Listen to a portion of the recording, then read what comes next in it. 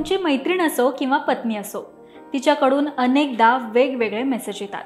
कधी कधी हे मेसेज समजणं अवघड होतं आणि त्याचा अर्थ चुकीचा लावला जातो। यामुळे मुलींना रागही येतो। हे बऱ्याच पुरुषांसोबत घडतं। त्याचबरोबर मुलींना अचानक राग येतो, पण नक्की काय झालं हे पुरुषांना कळतच नाही। अशा समस्येचा सामना तुम्हालाही करावा लागत असेल तर हा व्हिडिओ खास तुमच्यासाठी, कारण की आज मी तुम्हाला मुलींनी पाठवलेले काही टेक्स्ट मेसेज आणि त्यांचा खरा अर्थ सांगणार आहे, ज्याचा तुम्हाला कधी ना कधी सामना करावा लागलाच असेल। तर चला जाणून घेऊयात मुलींना तुम्हाला नक्की काय सांगायचंय ते।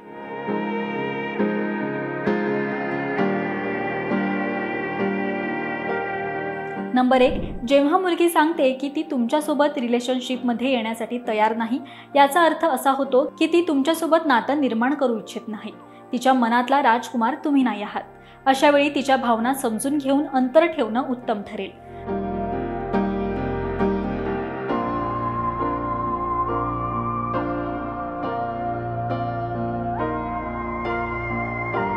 नंबर 2, जेव्हा एखादी मुलगी दिवसभर तुमच्या मेसेजला उत्तर देत नाहीये आणि शेवटी मी बिझी होती असं म्हणते, याचा अर्थ ती तुम्हाला स्पेशल समजत नाही। ती तुमच्या मेसेजला प्राधान्य देऊ इच्छित नाही आणि तिच्या कामाला महत्त्व देते।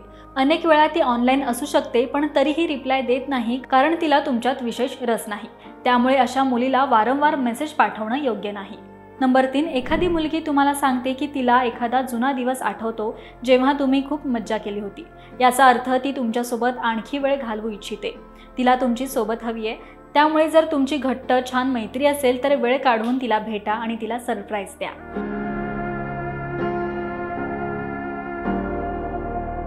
नंबर 4, लोक ज्या व्यक्तीवर विश्वास ठेवतात त्यांच्याकडूनच मदत मागतात। मुलींच्या बाबतीतही हे खरं आहे। जर एखादी मुलगी तुम्हाला विचारते की तू मला अमुक कामात मदत करू शकतो का, तर याचा अर्थ ती तुमच्यावर विश्वास ठेवते आणि तुमच्या मार्गदर्शनाची तिला गरज आहे।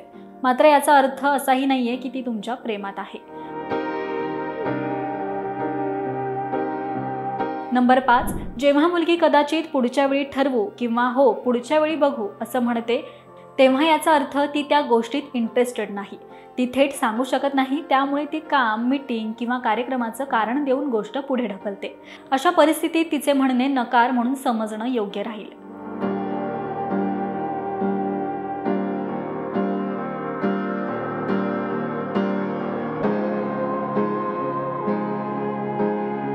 यावरून तुम्हाला हिंट मिळालीच असेल की तुमची गर्लफ्रेंड किंवा तुमची मैत्रीण जी आहे तिला नेमकं काय सांगायचंय किंवा काय म्हणायचंय।